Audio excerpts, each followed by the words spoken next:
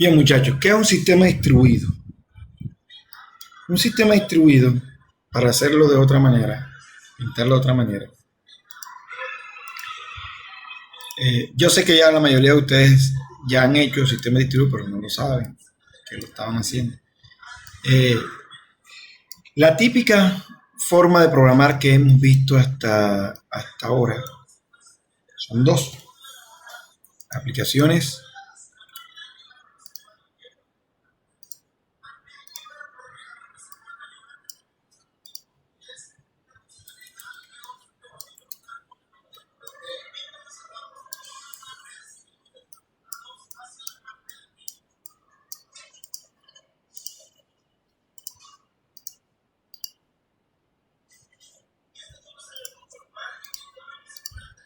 aplicaciones, la típica es una aplicación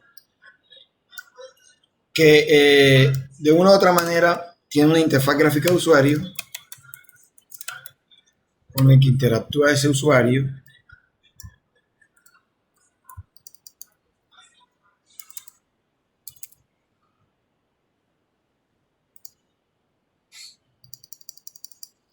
y esa interfaz gráfica de usuario trabaja sobre unos eventos y oyentes de esos eventos que de una u otra forma recuperan la información que está aquí y la mandan para un modelo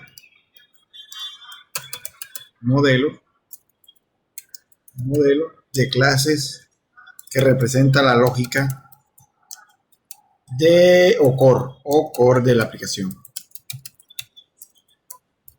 Lógica o core de la aplicación, ese es el modelo. Y ese modelo normalmente produce datos, genera datos, el que hace los cálculos propios de aquí está la lógica para calcular una nómina, aquí está la lógica para calcular un crédito, aquí está la lógica para calcular, para hacer un chat, aquí está la lógica para matricular, aquí está la lógica para todo, toda la lógica está aquí.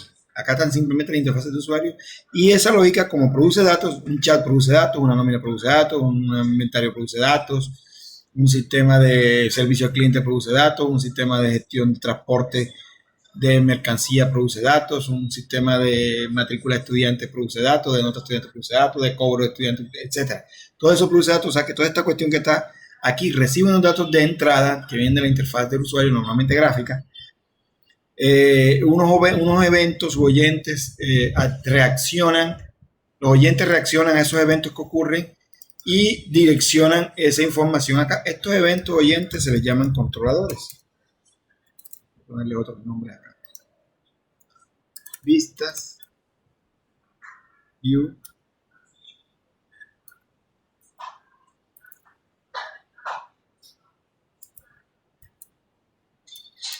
así que se escribe, no, view.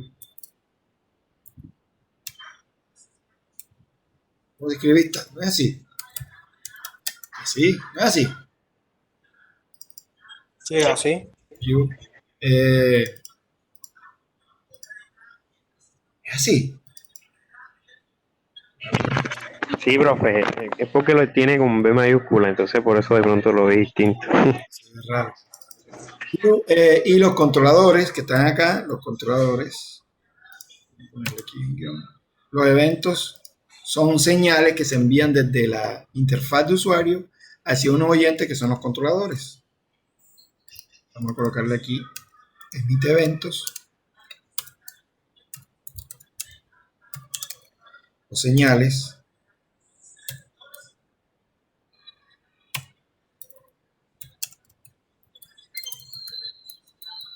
que son capturadas acá mediante unos controladores que reaccionan o escuchan a esos eventos, señales también llamados slots.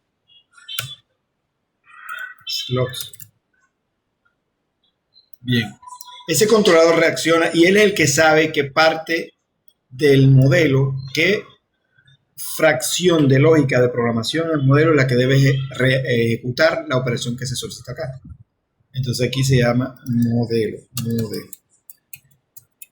Esta arquitectura en las nuevas herramientas de desarrollo, los frameworks, la han modificado. Ahora hay varias. Está View Model, está View Controller, está Controller View, está Controller Model. En el caso de nosotros, el último corte vamos a trabajar es Controller Model. El View ya está desde el segundo corte, perdón. En esta vamos a trabajar todo. Pero esto normalmente lo hemos hecho en una aplicación que corre en un solo computador. Es decir, que esta aplicación está incorporada en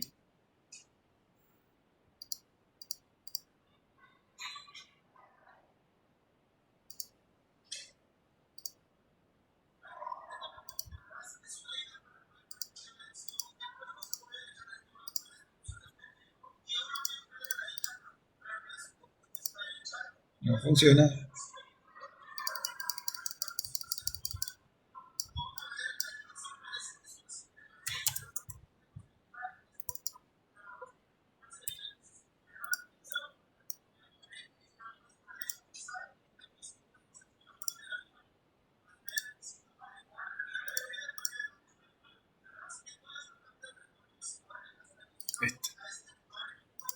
Error, no está funcionando.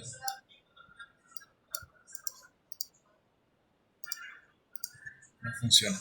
Bueno, quería hacer un cubo, pero no me funcionó. Vamos a buscarlo por acá.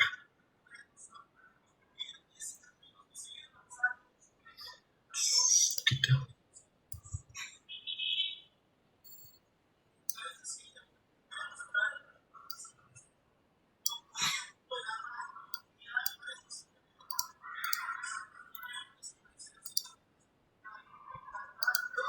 Bien, eso está montado en un computador que tiene unos dispositivos de entrada y de salida, que son los que con los cuales interactúan estas capas de modelo. Esta capa de modelo produce datos y los guarda, normalmente son persistentes en otra capa adicional que se llama modelo de datos, se llama datos, que pueden ser archivos o bases de datos.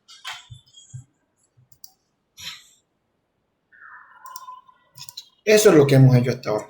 Cuando llegamos a tercer semestre, esto mismo lo volvimos a hacer, pero pasamos esta información para acá.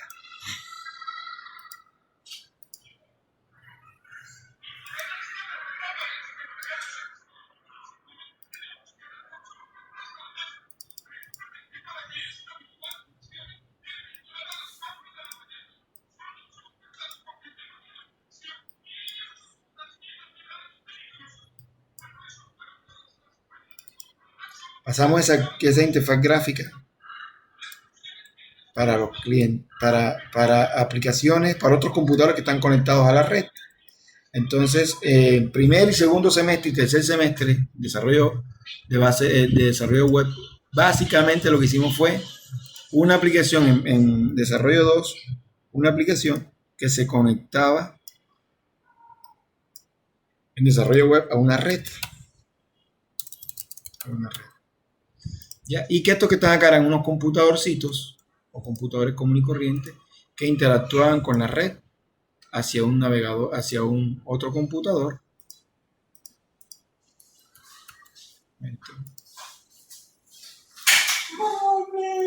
Hacia otro computador.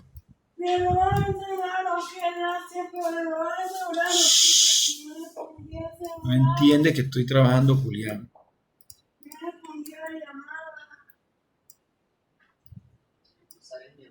Que interactúan con este computador.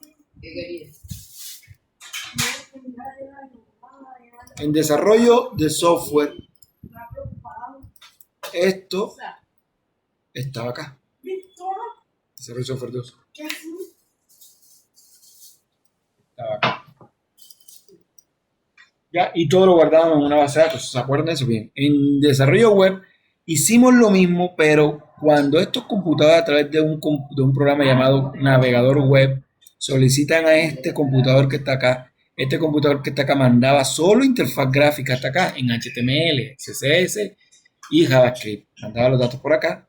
Entonces los eventos ocurrían acá y mandaban los datos por aquí y llegaban hasta acá. ¿Cierto? Eso fue lo que hicimos. Hasta ahora muchos ya saben otras cosas porque la han aprendido en la empresa. y en la vida que han tenido la oportunidad de seguir trabajando.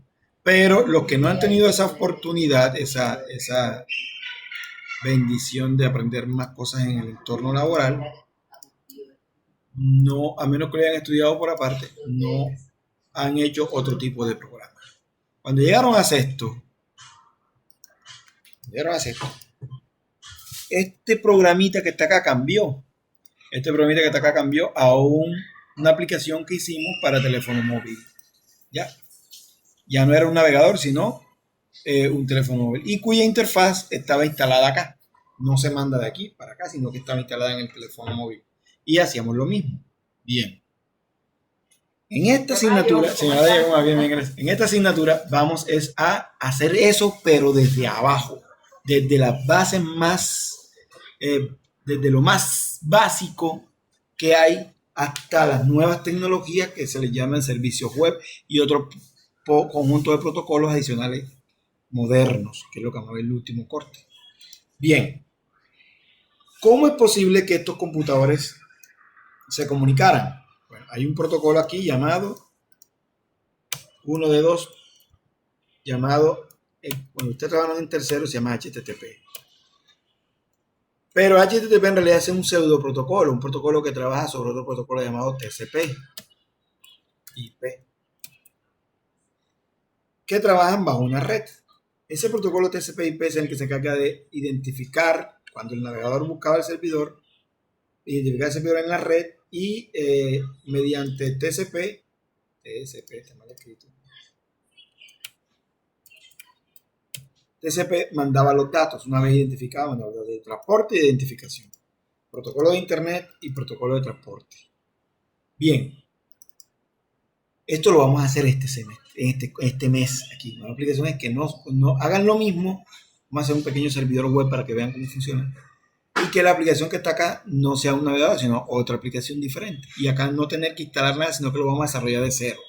Es decir, que en el tercer semestre usábamos un servidor que hacíamos, buscábamos un programa que ya estaba programado, valga esa redundancia, para entender el protocolo HTTP en cuanto a la respuesta a la petición y a la respuesta. Se llamaba Apache. En el caso de Java se llama Tomcat. En el caso de los lenguajes de programación orientados a .NET se llama Internet Information Server. A eso se le llaman servidores web. Ya eso está hecho. Nosotros vamos a aprender a hacerlos de cero, de abajo, usando solo protocolo TCP, sin protocolo HTTP. Para que se den cuenta qué es lo que pasa cuando uno hace esto. En realidad, www.google.com o .unicinucartana.edu.co, lo que coloquemos aquí. Este programa llamado navegador abre un socket hacia un computador que está conectado a este que está aquí. Ese computador es el router, aunque no es un computador común y corriente que conocen, son un dispositivo de cómputo llamado router que me coloca el operador telefónico. Ese operador telefónico me asigna una IP privada desde el router hacia afuera y me asigna una IP, el router me asigna una IP privadas desde el router centro, mi casa. Cuando él hace esto, él manda esos datos a otro computador que tiene una base de datos de nombres de dominio y devuelve la IP. Es decir, que al router mío le devuelven la IP de Google. ¿Quién? El operador telefónico y de internet con el que tengo contrato. El DNS, el servidor de DNS de ese operador. Y una vez el navegador tenga la IP, abre un socket hacia el puerto 80. Eso vamos a ver. Se conecta hacia el servidor de Google, él solo hace el router, y el servidor de Google, como el puerto 80, le dice, yo necesito que me mandes un archivo llamado index.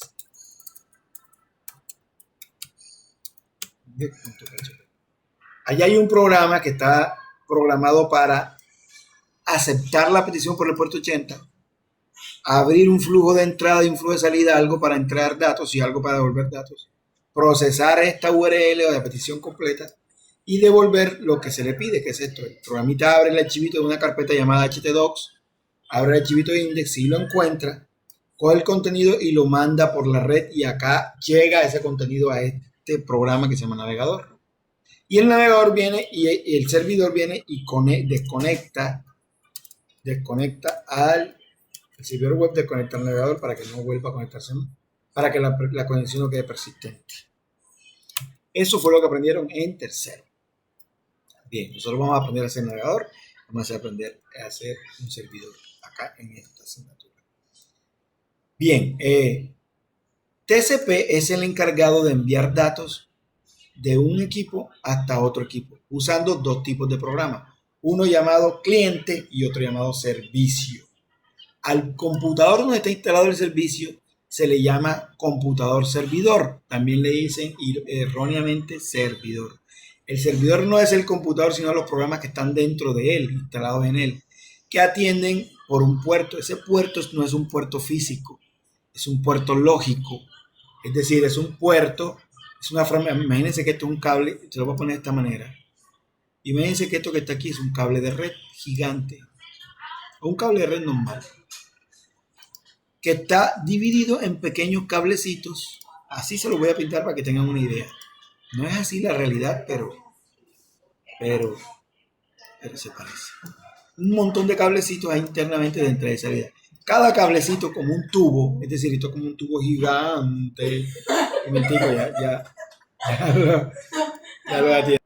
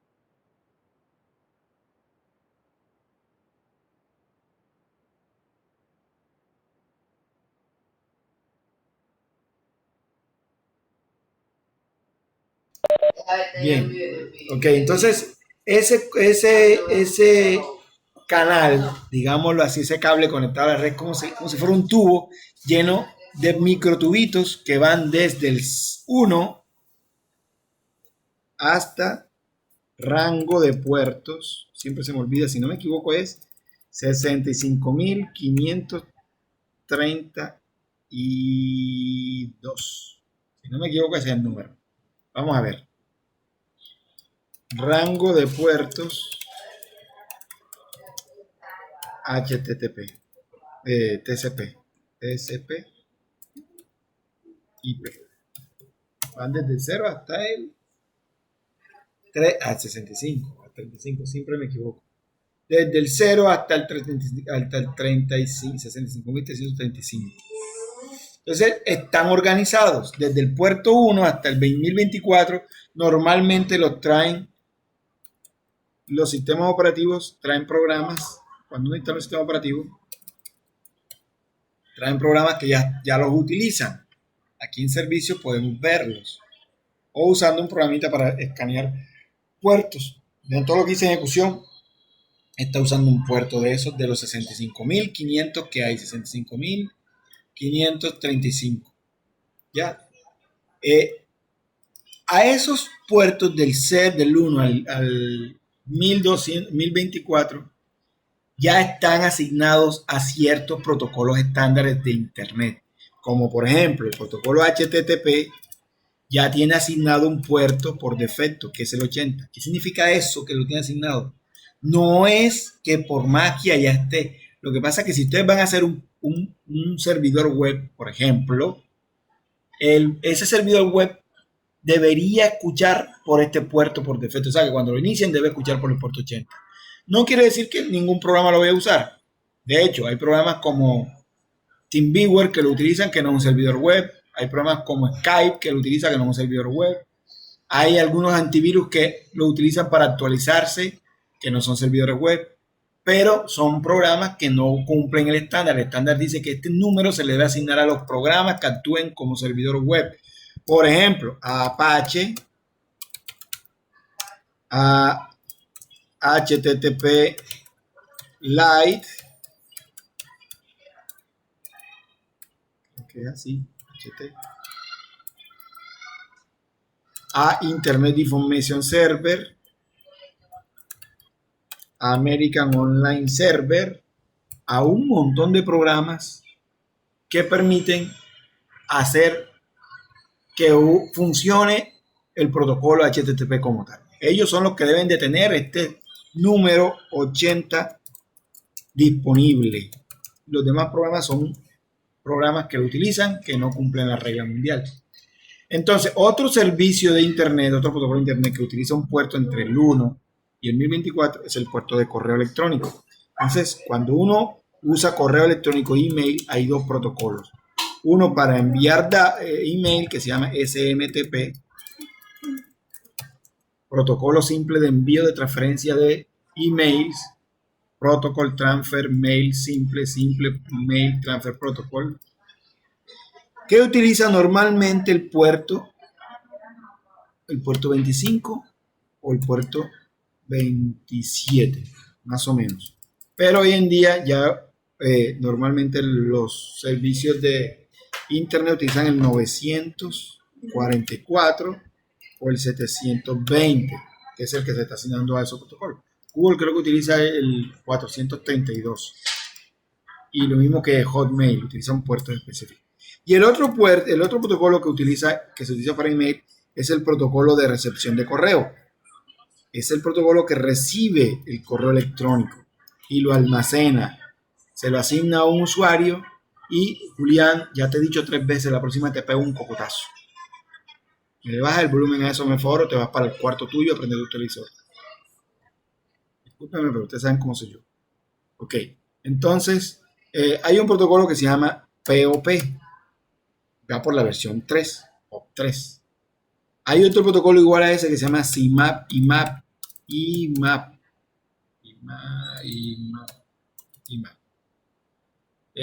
Hay otro que se llama ISAPI. Varios protocolos para enviar, para recibir y administrar correos. Entonces, cuando estos protocolos tienen un puerto, si no me equivoco, es el 35. No me equivoco. Ya, esos son los protocolos, los puertos asignados a los programas que actúan como servidores de correo entrante. Y servidores de correo saliente, o sea, el que envía y el que recibe. Cuando ustedes abren Yahoo, Hotmail o Google, están en realidad interactuando con un programa escrito con base a uno de estos protocolos. Hay algunos que trabajan con ambos, con uno o con dos. Ya, como por ejemplo, Google trabaja con este y con este. Bien, cuando ustedes utilizan ese programa para ver los correos que les llegó, para revisar los adjuntos, para revisar los usuarios, este protocolo manejan los usuarios, los contactos que uno llama contactos, etcétera. Y cuando le dicen, redactan un correo, le dicen enviar, en realidad trabajan con este, que lo envías, saca el correo de aquí y lo envía a otro servidor, al mismo servidor o a otro servidor que utilice este protocolo. Eso, el FTP es otro protocolo estándar, FTP. FTP utiliza el puerto 24, si no me equivoco, 26, si no me equivoco. Es el puerto estándar del protocolo de envío de archivos, FTP. Protocolo para transferir archivos. Es un protocolo que, a diferencia de HTTP, uno se conecta a él y la conexión es estable y queda ahí. El servidor puede enviarle correo al cliente y el cliente puede enviarle correo al servidor. Ya. No es que yo no pueda hacer un programa que utilice el puerto 26. De hecho, si yo no tengo un servidor FTP instalado en mi computador, posiblemente pueda hacer un programa que abra este puerto. Que no sea un servidor FTP, que sea una suma, por ejemplo, un sumador, un servicio matemático, por decir algo. Ya, entonces, vuelvo a la realidad acá. Entonces, ese protocolo TCP multiplexa las conexiones en pequeños canales. Esos canales se llaman puertos. Esos puertos lo que hacen es que identifican qué programa dentro del servidor. Vamos a hacer que esto sea. Esto ya no, ya en la vida real, esto no es así. A menos que estemos programando una aplicación de escritorio con una base de datos instalada en el mismo computador. Pero normalmente lo que se trabaja ahora es esto. Estas cositas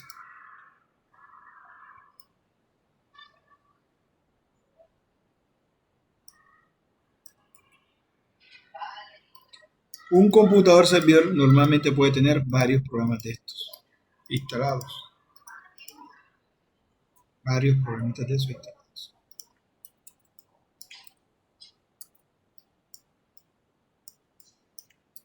Cada programa de estos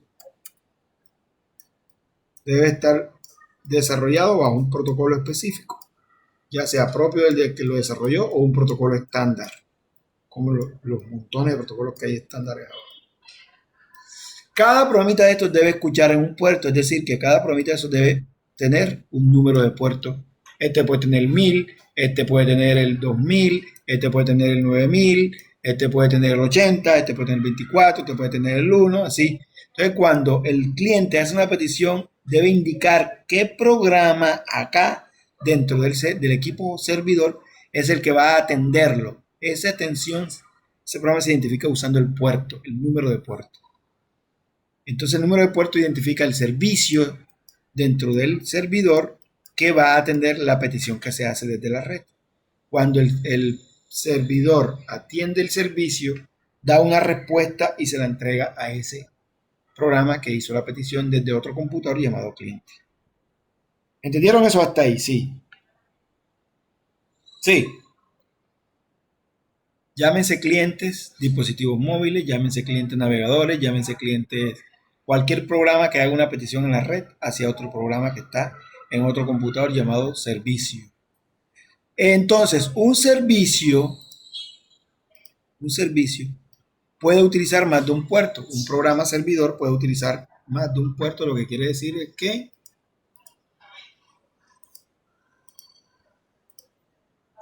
este servicio puede escuchar por el puerto 9000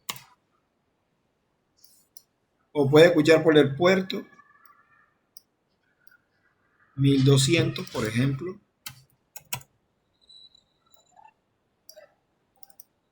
Por el puerto 9000. Es importante que sepan que otro servicio dentro de este computador no puede usar estos dos números. Esos números son utilizados, no se comparten entre aplicaciones tipo servicio. Este programa, para poder salir por internet, deberá usar otro puerto diferente a este.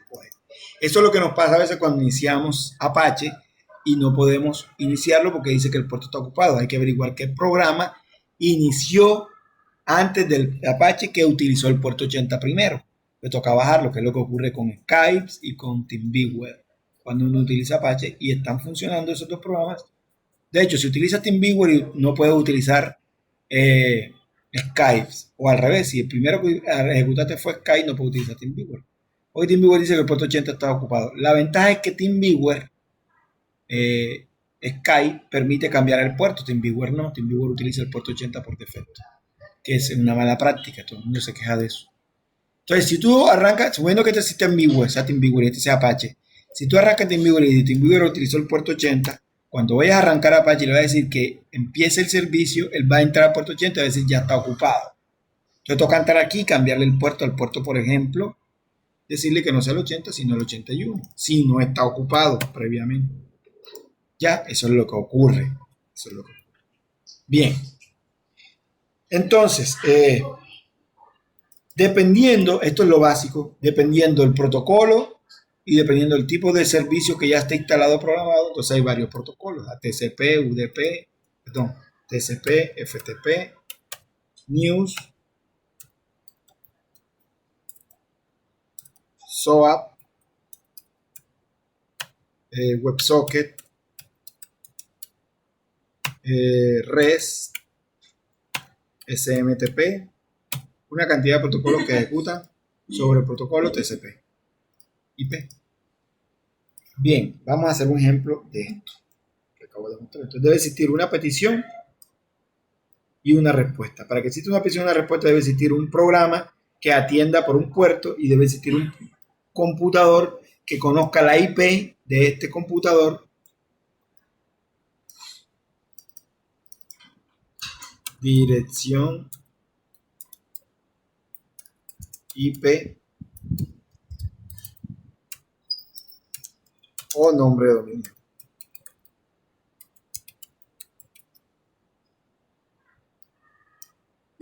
Debe tener una dirección IP o un nombre de dominio este computador. Y este debe saberlo. Como también debe saber el puerto. Por lo tanto, estos números no pueden cambiar. Porque si cambian, cuando vaya a pedir, si este cambió al puerto 40, por ejemplo, este señor que está acá va a mandar la petición al puerto 80. Cuando haga la petición al puerto 80, no va a encontrar quien lo atienda, porque ya este cambió el 40.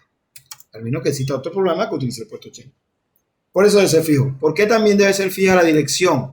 Porque cuando este vaya a hacer la petición a la dirección 10.10.10.1, por ejemplo, .2, por ejemplo, ya este no es la 10.10.10.2, sino la 10.10.20. Entonces va a encontrar un rechazo de la red. Va a decir que el equipo ya no existe y no va a poder conectarse. Por eso esos datos deben ser fijos, la IP y el puerto. Y si no usamos IP, el nombre de dominio para que el servidor DNS sepa encontrar la IP. Hasta ahí, ¿está claro? ¿Tienen alguna duda? ¿Sí o no? De mi parte todo claro. Bien. Entonces, Dime, Brandon. no, que sí, todo claro. Hasta ahora son cosas que hemos visto y que bueno, nos las explicó más a detalle, pero sí, sí se Ahora, entiende. ¿qué es un sistema distribuido? Es esto, ¿verdad? Duplicar diapositiva. Es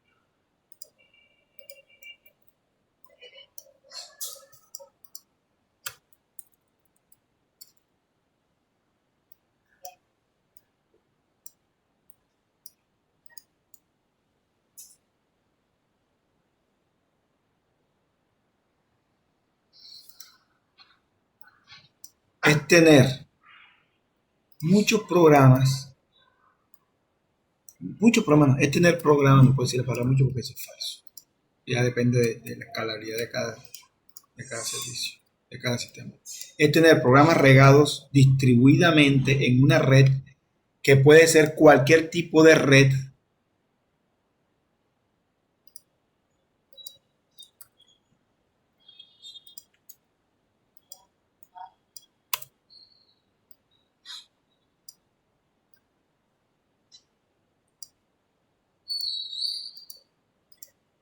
Esta red, esto puede ser otra red,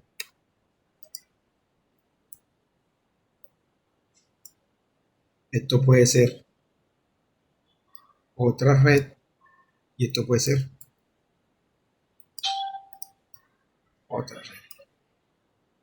Pero, y esto que está acá otra red, un momento, tiene una particularidad.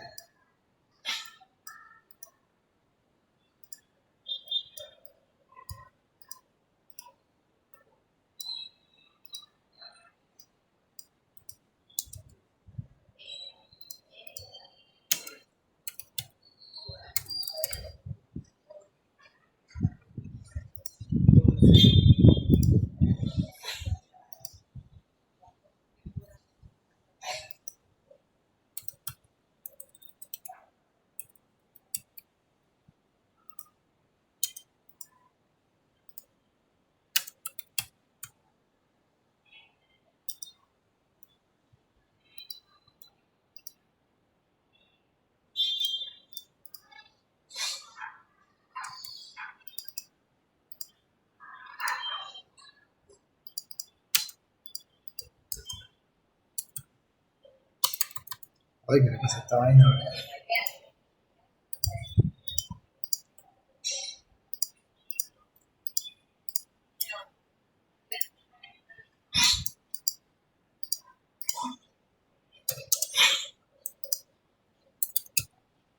Ah, va a cambiar. 2.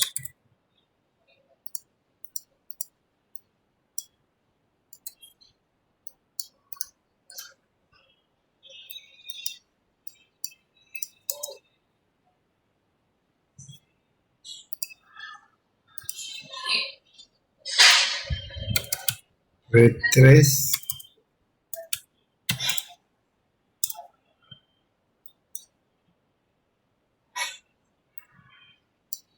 Red 4. ¿Cuál es la diferencia entre un sistema común y corriente que está en una red y un sistema distribuido?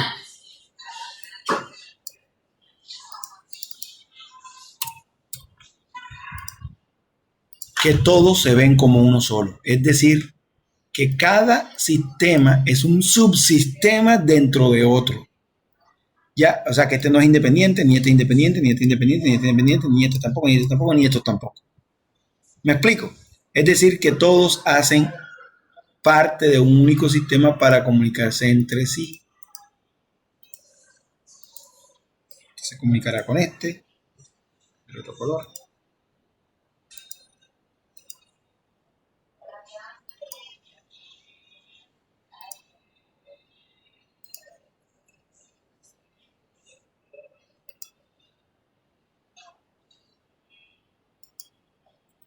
Este se comunica con esta red se comunica con esta red, y esta red se comunica con esta red.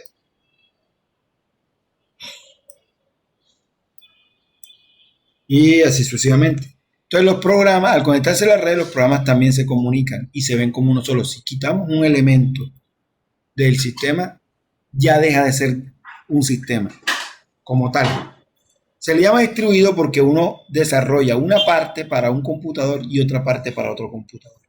Y tiene una ventaja de que permite escalabilidad, es decir, que si uno desarrolla el programa para un computador y el programa para otro computador y funcionan, yo puedo entonces, este programita que desarrollé acá, puedo replicarlo en varios computadores y al mismo tiempo hacer que se conecten con las piezas que ya había desarrollado. Simplemente copiar un instalador y ponerlo en diferentes redes, en diferentes hosts.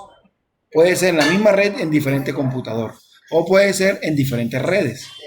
Ya, entonces un sistema distribuido es un sistema de información compuesto por diferentes componentes de software, llámese programas, que interactúan entre sí, pero que se ven como un único sistema y que tienen la característica de que están distribuidos geográficamente en diferentes equipos, en una misma red o en diferentes equipos de diferentes redes. ¿Entendieron eso? Tienen características como que deben tener una cosa llamada sincronía. Deben ser sincronizados, es decir, que el software A, no, el fragmento de software A no debe estar no debe hablar otro idioma diferente al componente B.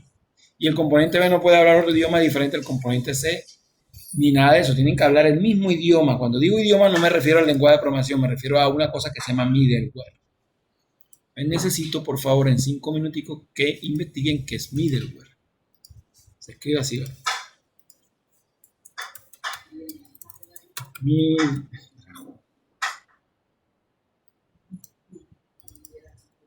Middleware.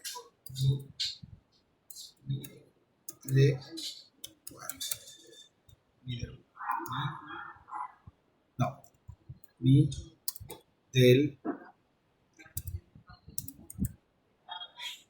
Sí, así, middleware. Vamos a buscarlo. No olvides siempre cómo se escribe.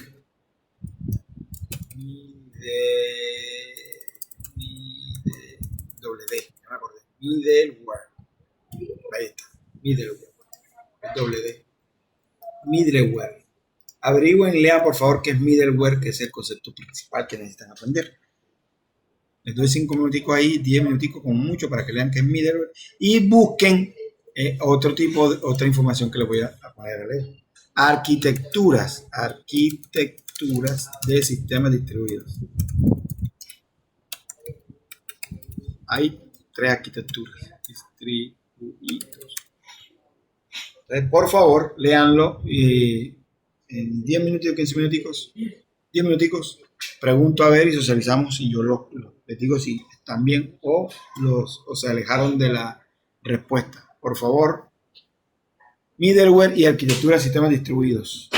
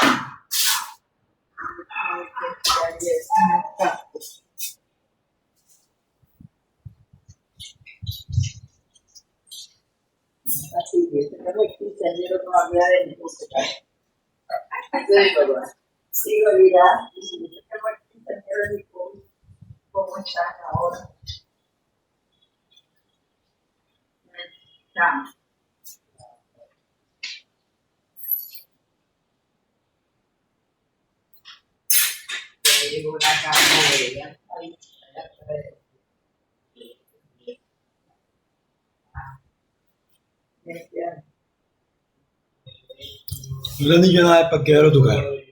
¿Cuándo tienes que entregar? Él me dijo que podía parquear ahí por el tema, pero ya lo otro mes. Por eso te digo que para bajar mío y decirle que ya yo lo desocupé, que ya conseguido. Pero este mes no te lo va a cobrar. Y lo dejo ahí, sí. Y ahora lo bajo, y lo meto en el carro mío. 10. Bien, muchachos. A ver, rapidito, ¿qué encontraron? ¿Qué encontraron? ¿Qué es middleware? ¿Quién me da una pista? A mí se me olvidó, no sé. Quiero saber qué es middleware. Mentira, yo sí sé, pero estoy haciendo a veces de estudiante. ¿Profe, me escucha, profe? Sí, claro. Lo que encontré de middleware, que es un subprograma que hace como de traducción entre dos aplicaciones. Por ejemplo. Parecido a un SAM. ¿Parecido a qué? ¿Ah? ¿Parecido a qué? Parecido. Yo te escuché parecido a algo. ¿No? Te escuché mal. No. Es un programa que traduce, exactamente, traduce la comunicación entre dos programas. ¿Ya? Es una capa de software encargada de hacer interpretar, comunicar dos programas. ¿Quién más? Esa es una de las menciones, ¿sí? ¿Quién O más? sea, Dime. profe, también a middleware se le reconoce como un pegamento que conecta los distintos dispositivos y plataformas de software. Es Exacto. decir, es como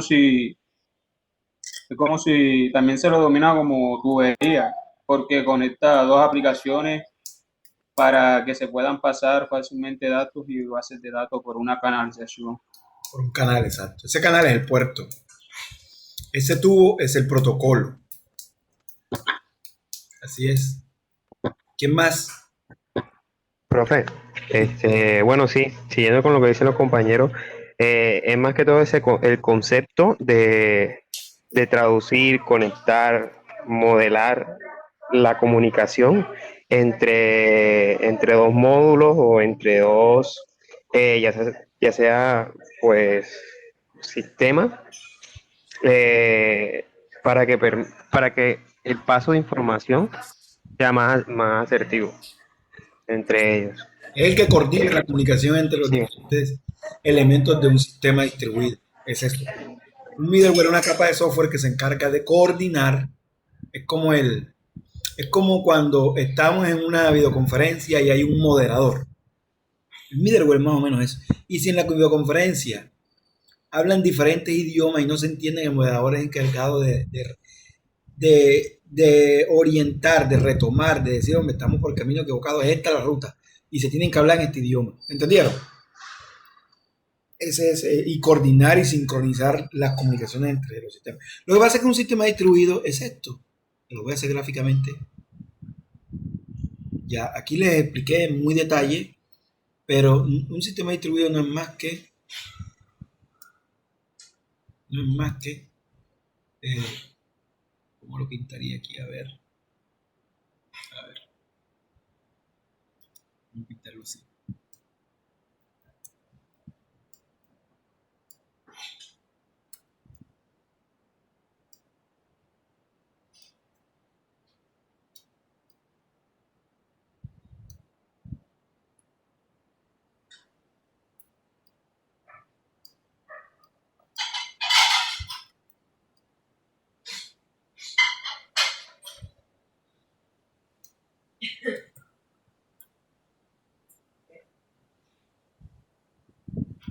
Por-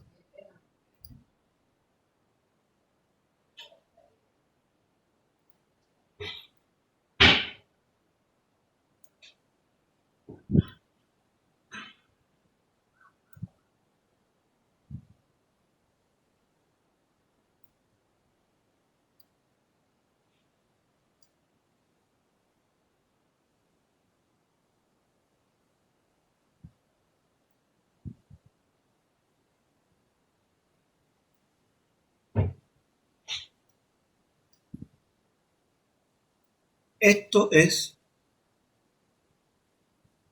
un programa.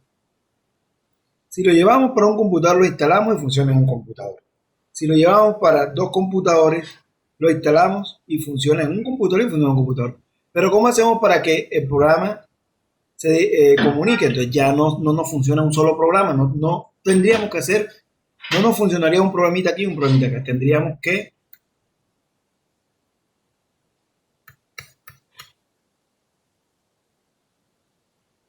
partirlo en pedazos e instalar cada pedazo en un equipo diferente. Llámese ese equipo portátil, llámese ese equipo una nevera, un carro, un smartwatch, un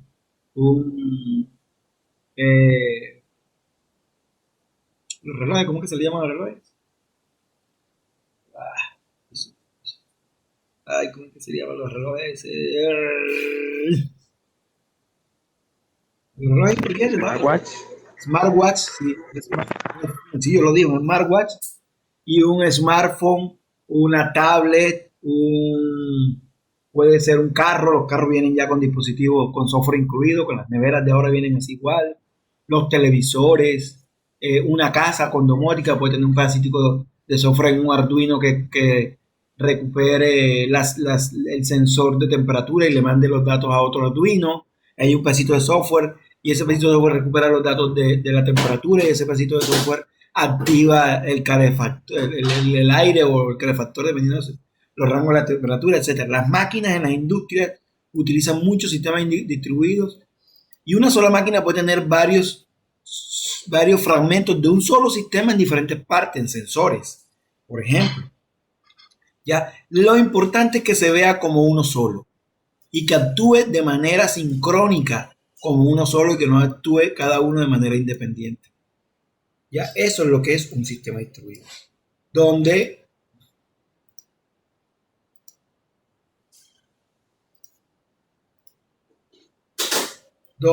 todo esto es el sistema y adentro están las redes. Entonces, esto es un computador y esto es un computador, por lo tanto, es una red entre los dos. Puede ser una red PAN personal, una red LAN, una red WAN, una red MAN o combinaciones de todas. Yo puedo comunicar, yo puedo tener este fragmento de sistema distribuido en una red. Vamos a poner la red por acá. La red es PAN, un teléfono con otro teléfono, pero uno de esos dos teléfonos tiene acceso a una red WAN, a una MAN, que sería esta. Imagínense que esta es la red de la Universidad de Cartagena, de la Universidad del Sinú, que está regada en la ciudad, en varias partes, una red WAN, una MAN, perdón. Entonces este telefonito que está aquí le manda datos a este computador y este computador se conecta a esta red que está acá y esta red que está acá está conectada a una red más extensa que puede ser una red metropolitana. O puede existir una red LAN entre ellos. Yo puedo hacer un sistema distribuido en una red LAN. O puede ser un sistema distribuido entre una red PAN. O puede ser un sistema distribuido que comunique datos de una red PAN a una red WAN y de la red WAN pasarlo a la red LAN y así sucesivamente. Lo importante es que se vea como un único sistema, que los elementos no se vean de manera aisladas, porque dejarían de ser parte del sistema y ya no serían distribuidos, sino sistemas aislados. ¿Comprendieron eso? Sí. Bien, sin más preámbulos, ya miraron la teoría, les expliqué la teoría. Hay diferentes arquitecturas. ¿Cuáles son? Para desarrollar sistemas distribuidos. ¿Cuáles son? ¿Quién me dice?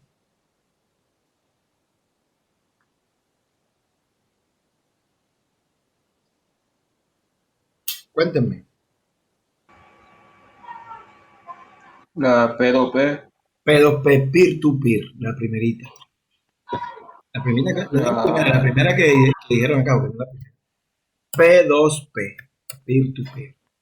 la Corba, La Corbat. Corbat es más de Java. Corbat. Vamos a sacar Corbat. Corbat es un protocolo, ¿viste? Corbat es un protocolo. Otra. Capas. Por capa, pero esa por capa en realidad es una implementación de otra. Me falta una. Faltan dos. la Clientes de arquitectura de sistemas orientadas a servicios. O la actual, orientada a servicios. Orientada, se llama SAS. SAS, orientada a servicios. Y aquí falta una intermedia. ¿Cuál es? cliente servidor. Cliente-servidor. Tres arquitecturas. La cliente-servidor, que es la base de todas. Además, todas funcionan con base a esto. Esta dice que debe existir, por lo menos, un equipo que actúe como productor de datos. A ese productor de datos se le llama servidor.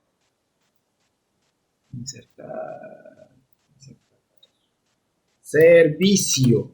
Se le llama así, servicio. ¿Ya? El computador que lo aloja o que lo ejecuta comúnmente se llama servidor. ¿Por qué se le llama servicio y se llama servidor? O servidor. Porque este programa se encarga de recibir datos de otro programa. De otro programa. Este programa se llama cliente. Entonces, debe existir entre el cliente y el servidor una red. Cualquier tipo de red.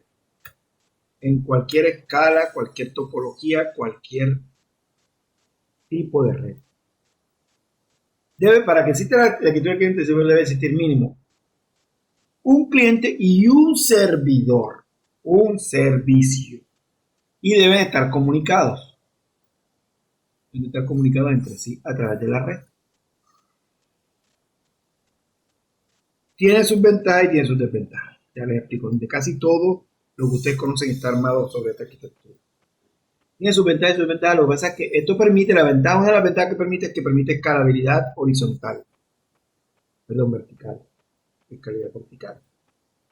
Esa escalabilidad vertical quiere decir que yo desarrollo una vez el servidor y puedo conectar al servidor el número de clientes que yo desee.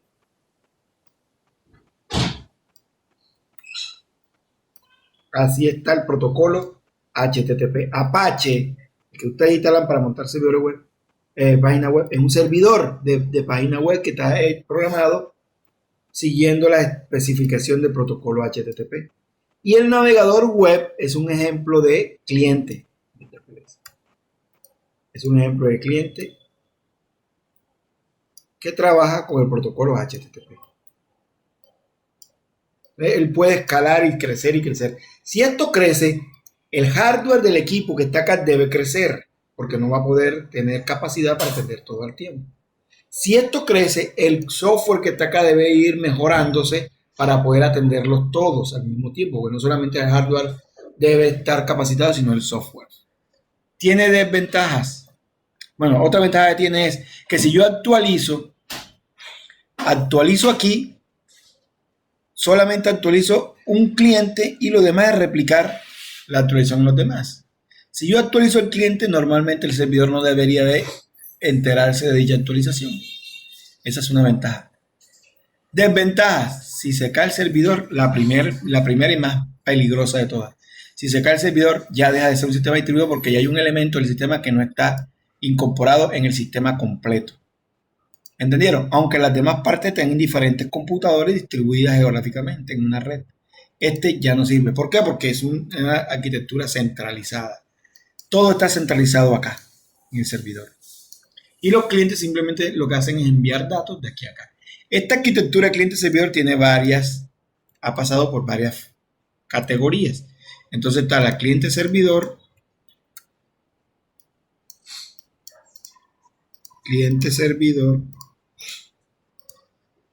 aquí, donde el cliente se llama cliente tonto y servidor total.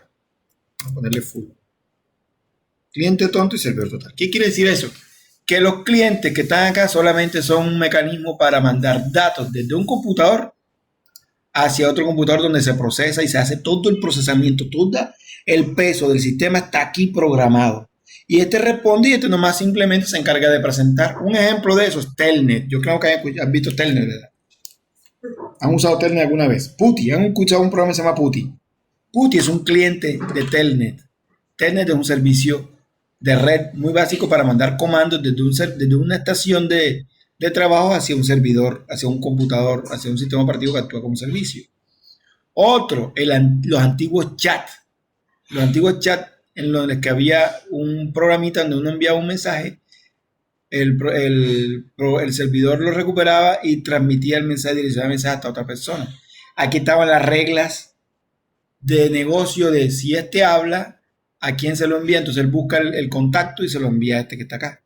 Todo está programado acá. Este simplemente se encargaba de enviar datos, este los procesaba, hacía todo el cálculo y respondía de este lado. O este enviaba datos, este hacía el mismo y respondía de este lado. Los clientes no tenían ningún tipo de lógica, simplemente eran interfaces de entrada y de salida hacia el servidor. Después evolucionaron a una capa intermedia que niveló las cosas. Clientes intermedios y servidores intermedios, medios. ¿Qué hicieron? Y parte de la lógica que estaba acá la trasladaron hacia el cliente. Ejemplos de esto, los chats que ustedes no conocen porque ustedes son unos culicagados, pero los chats evolucionaron a esta área. Yo los conocí, alcancé a trabajar, eran los WhatsApp cuando yo tenía 20 años. Se llamaba Messenger, Yahoo Messenger, Hotmail Messenger. Había otro que se llamaba Yupi Messenger. No sé si ustedes alcanzaron o alguien les ha contado que antes de este furor del internet globalizado existían unos pequeños sitios llamados café internet que de café no tenían nada, simplemente eran, porque empezaron siendo unas cafeterías donde alquilaban el computador para que uno pudiera revisar el correo. Un sitio donde vendían café y al mismo tiempo que el plus que daban era que prestaban un computador para que uno revisara el correo.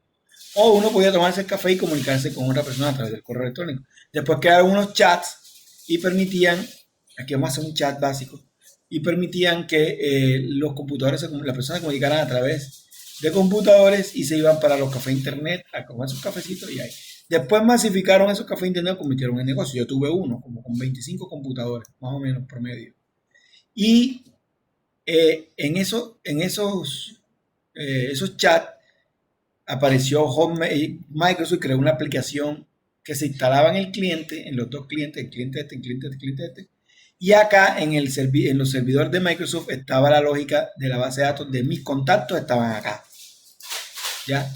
Y acá estaba básicamente la lógica para si yo mandaba un correo, un mensaje de aquí a acá, él sabía, un router, convirtieron esto en un router, él sabía a quién se lo tenía que enviar.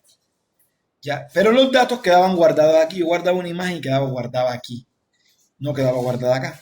Mandaba un mensaje de texto y si el computador estaba desconectado, si este estaba desconectado, si se caía, este señor tenía lógica para almacenar el mensaje aquí.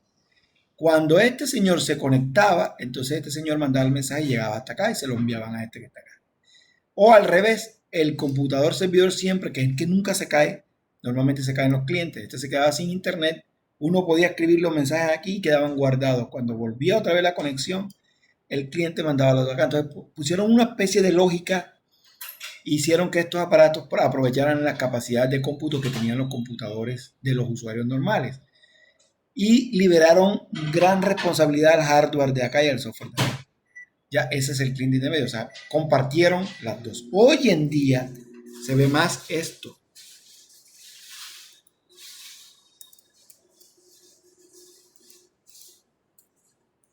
Se ve más que los clientes son los que tienen el poder de programación, de cómputo, y los servidores simplemente son enrutadores. Por ejemplo, ustedes han visto mucho cómo Facebook ha evolucionado. Hoy en día el navegador de Facebook, los navegadores, cuando uno abre la aplicación de Facebook web en los navegadores, la primera vez se demora un montón. La primera vez que lo abre, o sea, ustedes compran un computador, hagan el ejercicio, compran un computador, lo abren, conectan a internet, abren el navegador por primera vez y entran a Facebook y eso está demorando entre 1 y 2 minutos para que Facebook abra. ¿Qué hace el servidor de Facebook? Le manda toda la lógica de procesamiento de imágenes y de contactos y de todo a la aplicación web. Cuando toman una foto y la sube, antes de que llegue acá, ya este señor que está acá está procesando la etiqueta y una cantidad de cosas porque parte de la base de datos mía está aquí. Los contactos están aquí en una base de datos temporal que se guarda en archivos temporales del sistema operativo de acá. ¿Ya? De hecho, después hicieron la versión de que uno podía ver los mensajes sin conexión. ¿Cómo funcionaba eso? Mientras estuvieses conectado, te llegaban mensajes del servidor, sin usar esto acá, la aplicación de Facebook. El servidor manda los mensajes hasta acá y la información que me llegaba me la mandaba acá. Si yo me quedaba sin conexión, yo podía entrar y mirar los últimos mensajes que llegaron antes de que se cayera la conexión y antes de que yo entrara a verlos. Entonces se almacenan acá. Cuando regresaba la conexión, yo mandaba un mensaje y lo mandaba para acá. Y este automáticamente actualiza, porque así funciona ahora, actualiza al cliente con la nueva información. Entonces, mucho del cómputo está de este lado. Ejemplo, WhatsApp.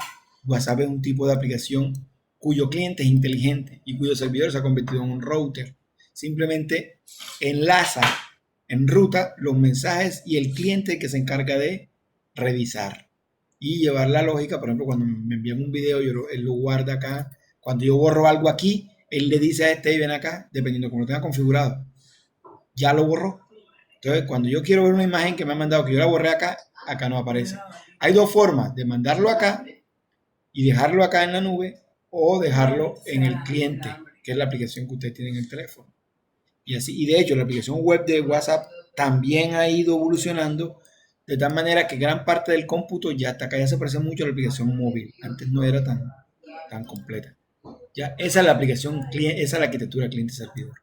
Es una arquitectura donde existe una parte del sistema llamado servidor y al menos una parte llamada cliente, que se comunican entre sí. Acá hay una lógica y acá hay una lógica. Y se comunican a través de un middleware. Ese middleware actúa sobre un protocolo. La otra parte es P2P. ¿Qué es P2P? Es esto. Los clientes son servidores y son clientes al mismo tiempo. También se les llaman redes maya, pero no redes como el concepto de redes físicos, de hardware, sino el concepto de redes de aplicaciones. Redes maya, ¿por qué? Porque todos están conectados contra todos, con todos. Así funciona un torrent. Así funciona AutoRen, así funciona, ¿qué les puedo decir que funciona así? Antiguo Ares, yo no sé si se acuerdan de un programa llamado Ares, yo no sé si lo conocieron. Sí, así Era el rey de la descarga de MP3, ahora es una red peer-to-peer llena de virus, la convirtieron en una porquería. Pero yo descargaba la música, era con Ares. También había una que se llama, los clientes estaban escritos en Java, los programas estaban escritos en Java, se llama Limewire, Emule, que no sé si existirá todavía esa red. Creo que después se convirtió en Torrent, Emule. ¿Sí la conocen, verdad? Sí. Ese tipo de aplicaciones donde todos están conectados contra todos, que si se cae si se cayó porque se fue de la red, todos siguen actuando sin ningún problema. Ya, si al final, si quedan dos, voy a quitarlos todos, porque tengo unas imágenes detrás. Al final, si todos se van, queda uno solo trabajando, esperando que alguien se conecte. Paz. ¿Me entendieron? A este tipo de arquitectura donde el cliente es servidor, o sea, el cliente puede servir datos y el servidor puede también ser cliente, es decir, puede hacer peticiones, se le llaman agentes. Es decir, que ya el servidor no es solamente para atender peticiones y devolver respuestas, sino que también puede hacer una petición a otro servidor, que en ese caso el servidor actuará como cliente. A cada parte se le llama agente, o sea que un sistema P2P o peer-to-peer está compuesto por componentes de software llamados agentes. ¿Qué es un agente? Una aplicación que produce y consume. El consumidor es el cliente y el que produce los datos es el servidor. ¿Comprendieron? Ahora, ¿qué es? Esto tiene muchas ventajas, también tiene sus desventajas, que es poco controlable, es decir, muy poco controlable determinar quién se conecta. Por eso en esas redes se conecta un montón de gente y uno no sabe quién está conectado. Porque todos contra todos. Entonces hay una conexión entre si esta es la red, una conexión entre este con este, así como Beverly Hills, todos contra todos. Bien. Todos con todas y todas con todos. Ok, entonces esa es una ventaja enorme, pero también una ventaja que si no se controla, crece desmesuradamente y la seguridad en ella es complicada, mientras que si yo tengo solamente servidores a los cuales mediante una regla puedo determinar quién se conecta y quién no. Puede que alguien se conecte a internet, pero que si me envía datos, yo desde el servidor digo que no lo quiero atender y simplemente lo ignoro. En la otra no.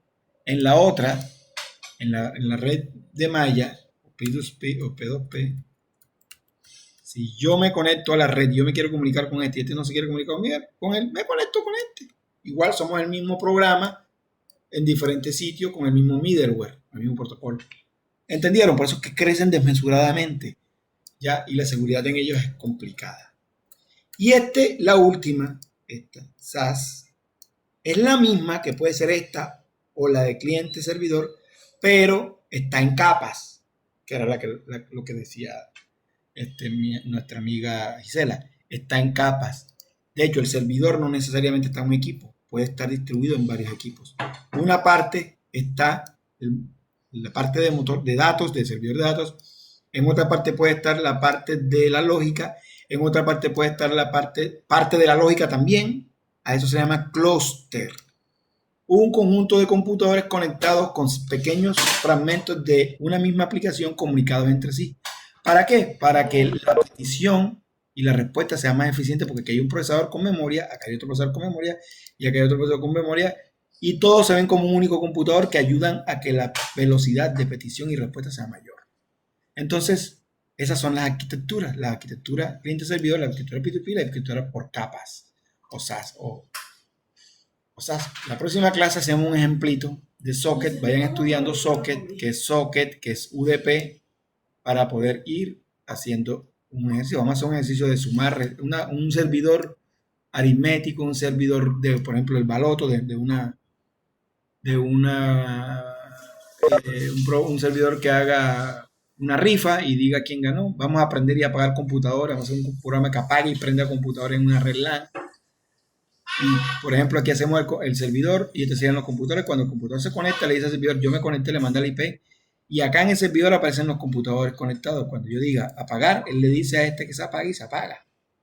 Ya. Hacer un café internet, por ejemplo, es un software de eso que controla el acceso a los equipos de una sala de cómputo.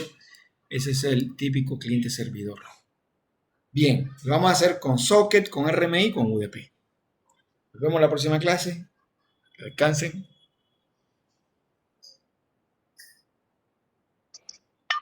Listo, profe, feliz noche. Igualmente. Bueno, Chao. profesor, muchas gracias. Buenas noches. Buenas noches, profe.